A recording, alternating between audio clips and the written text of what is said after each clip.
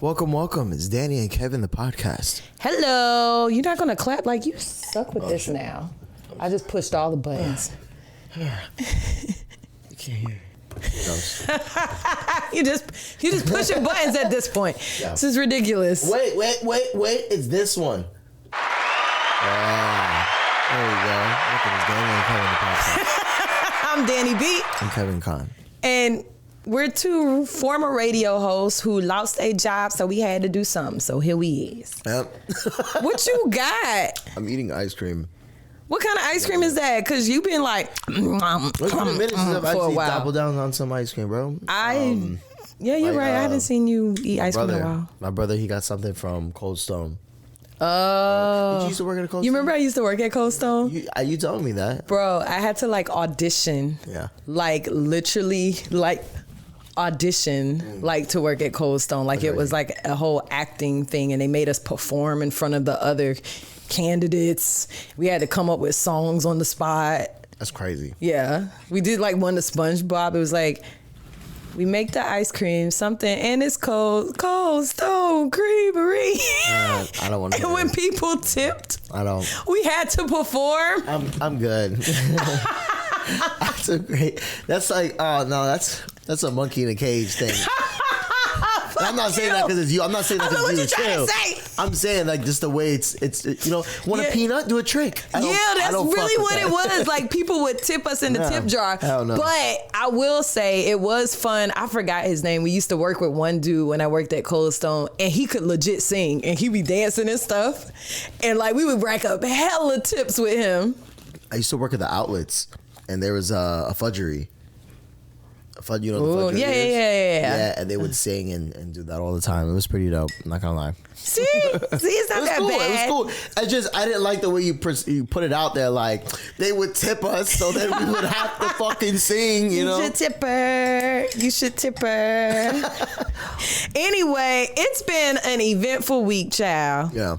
What have we had? We had hurricanes. Oh, I didn't tell. I had a squirrel try to fight me.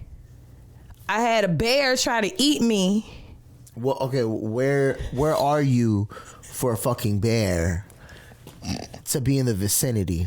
Why is this happening to my life? Make sure y'all like, subscribe, all of that. We didn't say that. Make sure you like, subscribe, share, etc.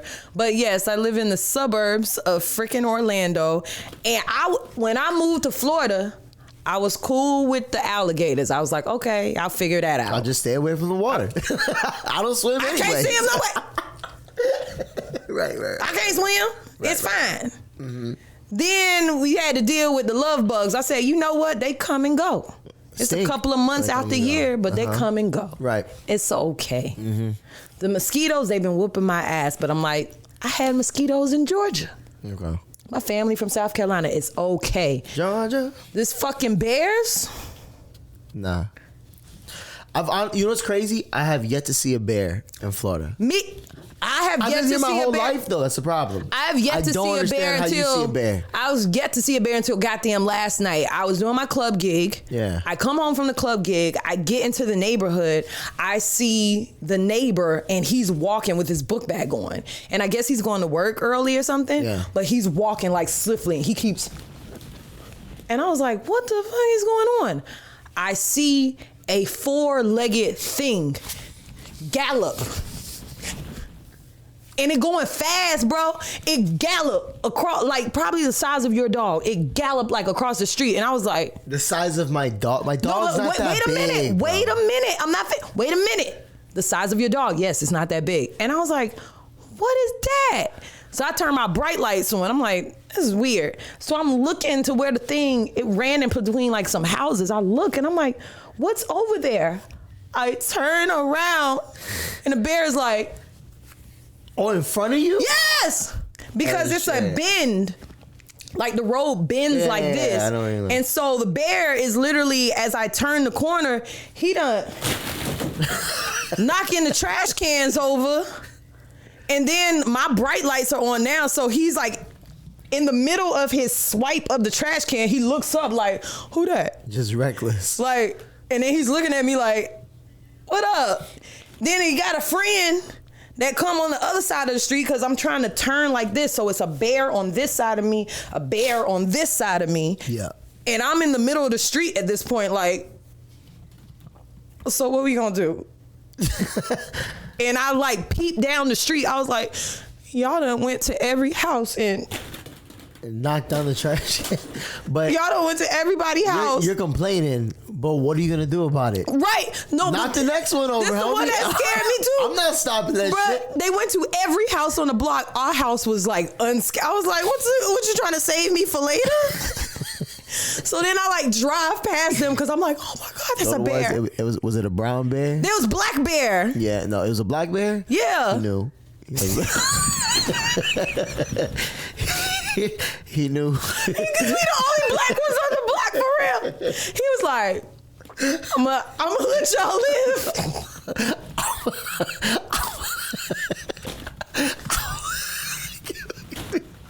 I'm gonna let y'all do your thing. I know you're the only ones here, but you're not alone no more. Oh my gosh, maybe that's why he didn't mess with me. Yo, we the only black people on the block though. Now I think, that's what I'm saying, man. I know. Bear pulled up, was like knocking shit down. Meanwhile, he's probably in front of your car like, look what I did. Right. We here with you. Right. And the bear got so comfortable, it stayed there till the next day. They sent like a notice out or whatever. Oh, really? He stayed the next day. He was in the folks' yard like. That Bearstein fucking bear is roaming the streets. He's just hanging out. That's crazy to me. Mad crazy. Mad crazy. So that was the bear. What's the other thing I said? The squirrel. Oh, yeah. Bro, you go to some of these parks, y'all got to stop feeding these animals. Because these squirrels, I have never seen a squirrel up close in my life. I've seen them from far away. But the squirrel's like in my face and I see his body. The shoulders? It has shoulders. It has little hands. I was like, why are you so close? His little hands. I was like, why are you so close to me? I guess he wanted food. We were like sitting in the park, me and my boyfriend. He like, it was nice. He got me Jeremiah's ice cream. And then we went to the park, you know what I'm saying? Fucked it up. And then the squirrel, and he's over there and he's like, yo, I'm gonna let you know, like, I see a squirrel over there. He's like, it's probably gonna come over here. He's like, I've eaten lunch out here before, like just to kind of chill. Yeah. He's like, and the squirrel like literally walked up on the table, was like, what you doing with them fries? And so we have ice cream now. So the squirrel is like walking. I was like, why are you so close? And then she's like literally arm's length away from me. I've never been that close to a squirrel. I was like, man, get me the fuck up out of here. I don't know what you got. You could back the hell up. Yeah. I don't know about that. And then of course a hurricane. That wasn't bad. Hurricane wasn't bad for us. Hurricane wasn't bad for us. I mean, prayers to my homie Tom. You know who yes. Tom is? Tom did a lot of our photo shoots back in the day. But his whole house got like wiped out. Yeah, I saw like lost all of his stuff in the flooding. Yeah. Yeah, the flood. Is it? And this may be me because you've lived here your whole life. So, what is it with the? I feel like at some point y'all got to fix the drainage or something. So this flooding thing, like if we know it's going to storm every year, why don't we put stuff in place so that the floods don't mess you up? I mean, does that make sense? I don't know because I'm kind of like absent-minded when it comes up to like world problems and what's going on. It's just, that's like a real question. Like absent-minded, but what I will say is like my home. I had a homie that. 1 year, like where he lived, he got a brand new house in somewhere in Lake Mary. Mm-hmm. It was fine. Like the first hurricane was pretty terrible, and then the next summer, it got flooded out. Like, so it's what like is I don't that? know where it's coming from, but I feel like it's something to do with the drainage system. Well, I get it. A lot of Florida is under sea level, so like when the waters rise and stuff like that, I get that, but. I'm like, y'all should do something with these drains. Y'all ain't got no vacuum cleaner to suck all this shit up or something? To be honest, I don't know. How do you flood we got every time? We got hella lakes here. I mean, we're connected. Know what I'm saying? We're surrounded by bodies of fucking water. Know what I'm saying? You know, I don't know. Like, I don't know. How that work? I'm just very thankful. I'm very thankful that like I've always been out of that predicament. Right. I know a lot of homies that their shit got like flooded every single year almost. I'm thankful that the storm, because you remember when they do the little spaghetti models. I'm thankful the storm didn't spin the block, because it looked like it was gonna spin the block. I was like, yeah. I've seen a lot worse hurricanes. Yeah. A lot worse. Like what? Like where? For real? What? No power for like weeks? Come on. I remember with Irma, I didn't have power for 2 weeks. Yeah. And all my food spoiled, and it was hot, Stressful. and it was mosquitoes, and I was like, it was bad. It's terrible. It's the worst. Not having power in Florida during a storm is absolutely crazy. But what I will say is, again, like I've grown up here my whole life, so I don't think your first hurricane was Irma. That was Irma. So my first personal that I can remember hurricane that I experienced was Hurricane Charlie. That was, I remember you talking about that before. I think it was when I first moved to. No. It was. I was in fourth grade. I was in fourth grade actually. Mm-hmm. My parents lived in Point Siena, and I remember the entire family bunkered inside of the crib, and we were like in the closets and all that. And that hurricane was pretty bad. Like it flooded all of Point Siena, bro. Like there was shingles everywhere, like broken, poles, all that shit. But what I will say that was pretty dope was we were out of school, one, so we didn't have to go to school, right? And it delayed the start of school because we were supposed to start school. Oh, yeah, it delayed it. And then two, like it was honestly like the closest me and my family, like all my family were together. Like we were cooking on coal. Oh, that's cool. My mom was like heating shit with like a candle and cans and shit. Like it was cool to like be around my family. We were playing like hide and go seek, dying from the heat and shit. Oh, that's cool. Yeah, I think that was like the cool moments. That I could see positive out of it. Like. But now we all grown, so it's like we're all separate. Like the hurricane will be going on, I'm just in my crib. Right. You know what I mean? Which is, I think that's like a good memory out of hurricanes. Aww. So how are you this week? Because last week on the show we talked about like imposter syndrome and all that stuff. How are you now? Like the rollout from your mix in San Francisco with Ribs and R&B. I went viral again. Crazy. Yay! It's off of a clip that I posted, and then I just posted like the full 30, like the first half of the mix on YouTube, which is pretty dope. It came out good. Like I edited everything. What's funny is like I edited everything, and I was so confident. I posted it, and like those uploads, they take like 2-3 hours, bro. Right. My homie hits me back and goes, "Yo, you put the wrong date," and I'm like, "Fuck this! I'm just gonna update the casket." I was too like focused on getting that shit out, and it's the dumbest part because I remember editing that part over and over again to center it, and I don't know what dawned on me to be like, this is incorrect, but whatever. But you're feeling better. Do you feel like you did a good job now? Because last week we were talking better. about. I still feel like I could have done fucking better, but I'm just glad that like it's all coming out. Like everybody's like, yo, like we're fucking with you, and then like. I just woke up one day and like the world was sharing my shit, and I'm like, this is pretty fucking fire. That's a cool way to explain going viral. The world is sharing the world sharing my shit. You know what I mean? And I mean that in the sense of like I'm not trying to over exaggerate it. It's only like 100K right now, but like fucking what I'm saying is like it's only like 100K.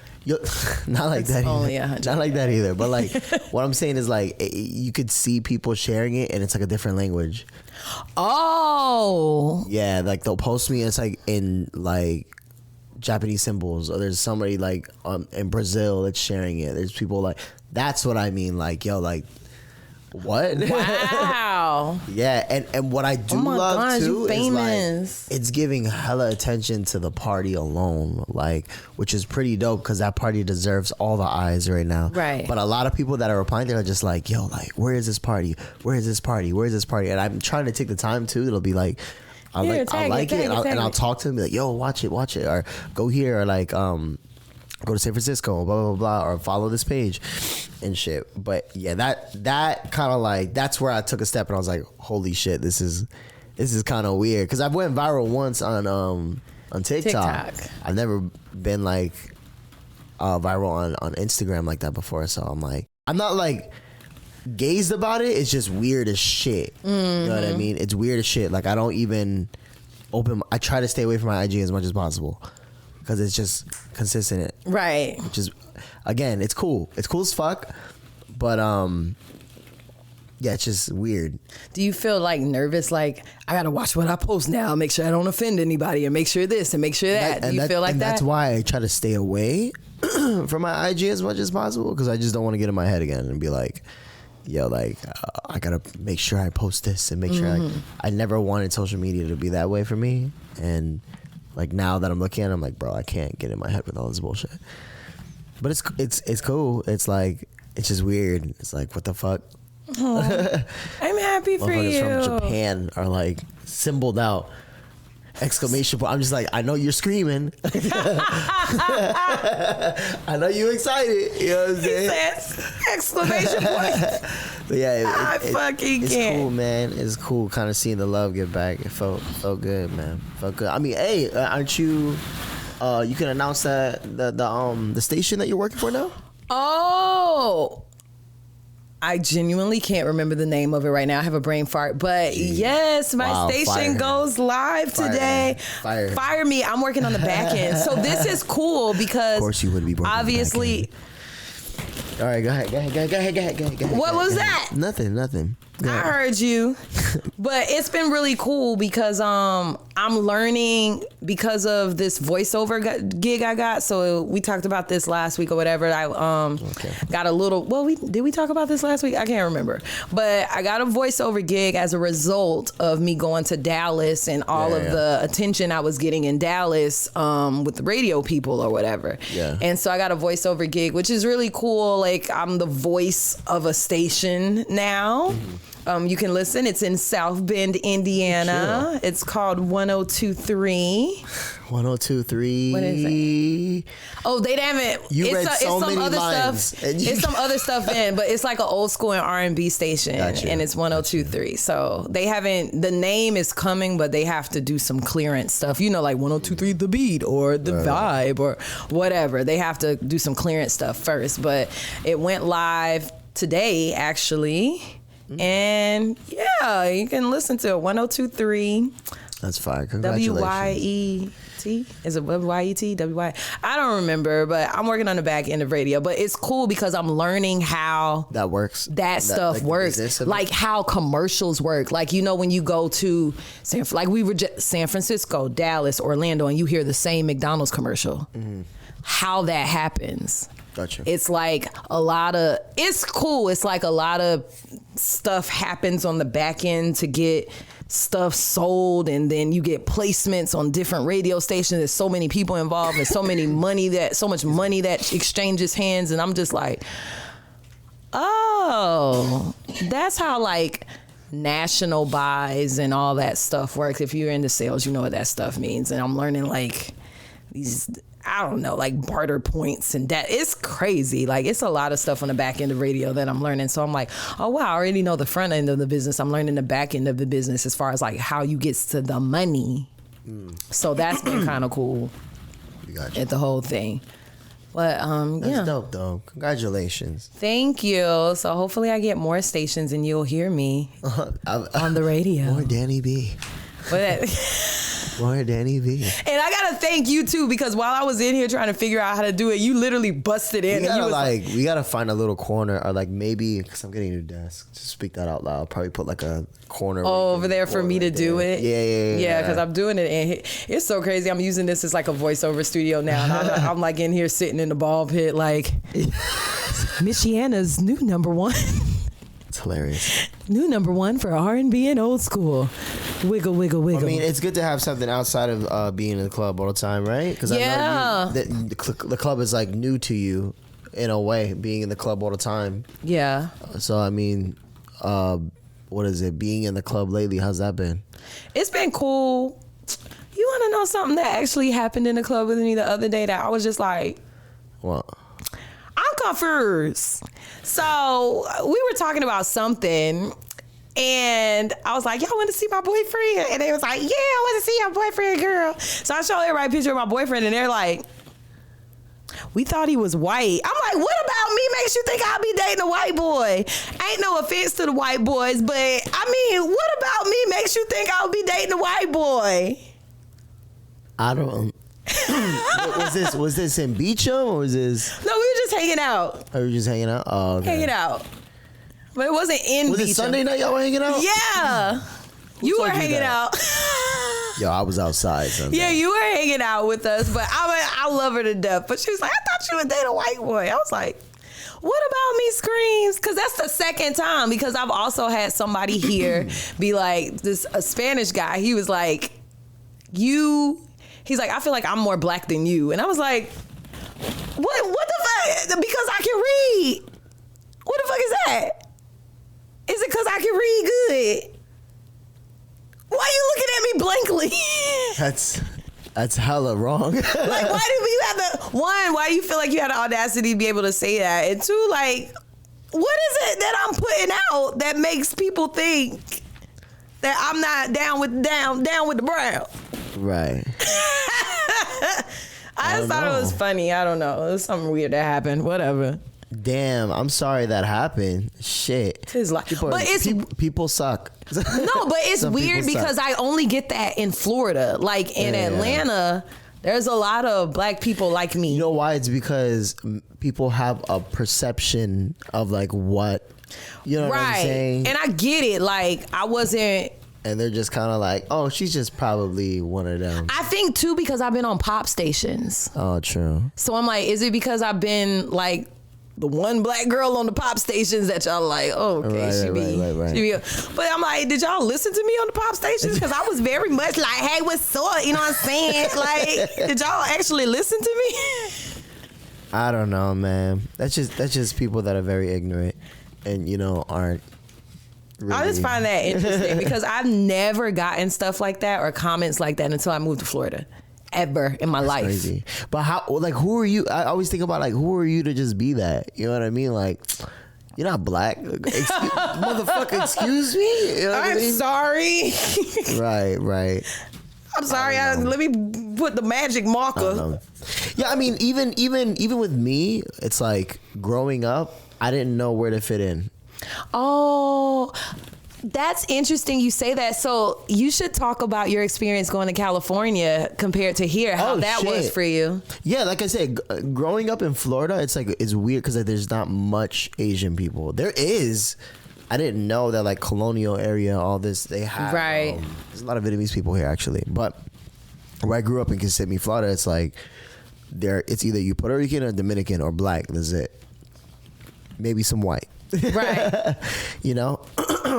I mean, I had a couple Asian friends, but like Ronnie. I love Ronnie. My dog Tan. I can't remember. Maybe Daniel. Yeah. I can't think of much. And they were mostly like Filipino too. Right. You know what I mean? Was that like weird for you? Because I feel like, I don't know, this is my experience since I've been here. I feel like in Florida, like people put you in these boxes and it's like, if you don't act like this, you go in that box. If you act like this, you go in that box. I don't even know because I'm very absent-minded to shit like that. I'm very just kind of at least that's been my experience. I live in my little bubble and I'm like, I'm fine here. Right. Right. But at least with growing up, it's just like I had to choose. It was like, you know, when I would get home, so I would have to choose. It'd just be like, do I get down with like hanging out with everybody that's around me and, you know, just at least fit in and learn the culture, or do I stay strong and just kind of like learn my own culture by myself? Because even when I got home, you know, like my mom, she's Vietnamese, but my mom didn't really like carry a lot of the Vietnamese culture over. She didn't. Like she'll make some Vietnamese plates here and there, but it was just straight like Puerto Rican food. My mom would make Puerto Rican food for my dad. My dad used to get pissed at her, be like, "Yo, what the fuck?" Like, like give me some of that pho. Like, what are you doing? I'm married to a Vietnamese woman. I'm not getting into this. I'm like, you know? People get mad. I mean, no egg rolls, nothing, fried rice, nothing. Not that he wasn't thankful. It was just like, come on, you know. Like, and then like I felt like I was losing a lot, especially when excuse me. blah, blah, blah. I wasn't hanging around with my grandmother that much too back then, and my grandmother too. I wouldn't even say like she schooled me on some things, but it was also one of those things too. Is like you have to be American. Yeah, I was gonna say that. I feel like a lot of older people in these different cultures, right. It was kind of like you got to fit in and you got to be American. Like so learn I'm a little not bit. gonna like learn a little bit. Yeah, you know what I mean. Like learn a little bit, but then also don't forget about your culture. And my grandmother would still speak to me in Vietnamese and stuff, but I lost a lot of the language. But yeah, like I was surrounded by Puerto Ricans and black people my whole life, so it's like I'm just gonna get down and fit in where I can, you know what I mean, and keep myself safe. Cause like I was the target. I was like, he's the only little, ching chong or whatever. He's the only little Asian jit here. You feel me? So it's like it's either I had to defend myself or, fit in maybe. I don't know. And luckily my dad's Puerto Rican, so my dad would, he'd schooled me on his culture, him growing up in New York, so it just kind of, it helped me out a little bit better. But in doing so, it really took me away from my like Asian roots. I feel like I didn't learn a lot about my culture, about what's offensive and about what I wouldn't say the do's and don'ts, but just like what's disrespectful and what's not. What's acceptable and what's not within your community. Right. You know what I mean? And I didn't know none of that. Like I didn't know saying someone is Oriental is disrespectful. I never knew that growing up. I thought that was entirely, and I had motherfuckers saying it to me. I was saying it. You know what I'm saying? So now I cringe when I think about it because I'm like, damn, I was an ignorant fuck. You know what I mean? But I learned that really, really quick because Koo is very aware. Very aware. DJ Koo in Tampa to be. From Tampa, yeah. He's very aware. And like I hang out with him all the fucking time. So he makes sure like he's one of them that's like, hey, fuck you doing? He's that kind of guy. You know what I mean?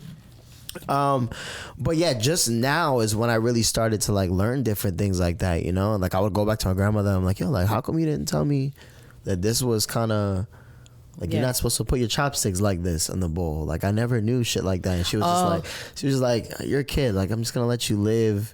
Because she lived a very fucked up life in Vietnam to escape it and come back. So it's like, I guess for us, it's like, hey, like I'm not gonna put these rules on you. Not even rules, just like I just want you to live. Like if it's not gonna be that much, then fuck it,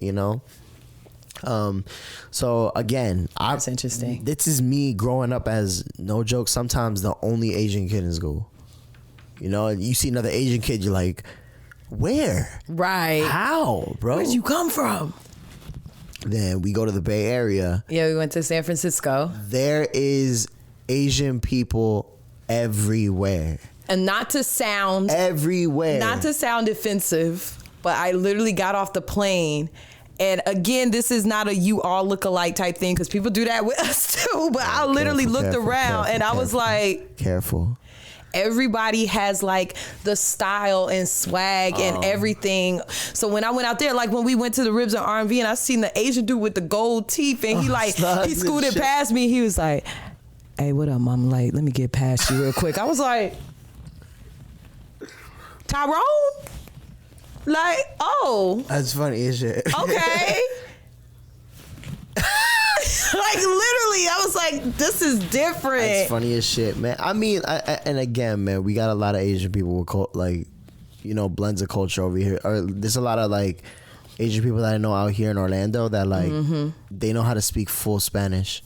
I mean, like, you speak Spanish. Well, you're not fluent, but you speak Spanish. You know you're in that group too. But yeah, going to San Francisco, it was dope. Like I've never felt more comfortable. Like I didn't feel like the minority. Like I was like, damn, there's a whole bunch of people that kind of look like me, I look like him. Like that's pretty dope. That's cool. That's pretty dope. To be around that. I thought that was like, okay, like there's a world with all of us, and we shine like a bright star. That's how I felt when I get off the plane in Atlanta. When I go to Atlanta, I like see the skyline and I'm like, Okay, we over here. I smell JR Cricket's hot wings in the air. I'm like, let's go. I see girl at the terminal like this. But you're also from, hey, girl. You're also from there too. No, but I'm from there. That hits extra home. Yeah, from traveling to different places, I can say this because me as a black female traveling other places, there is no city that I have been to like Atlanta. Like if you go to Atlanta, Atlanta is a very black place and it's black excellence and the mayor is black and the police chief is black and right. I have never been to a place where you're the minority, but you're like the majority for real. Like it's black people everywhere. And then it's like, I don't know, it's like a sense of love. Like you go to the grocery store, what up, my sister? Or you like walking down the street. Okay, sis, I like your hair. Okay, girl. Like, and it's like, I get that, yeah. we're all a community. Heard. Or like even dudes will say stuff, okay, sis with the fro, I see you. And it's not even on some I'm trying to holler at you. It's just like bigging you up. There'll be gay people walking around and they'll be like, yes. I'm like. That's great.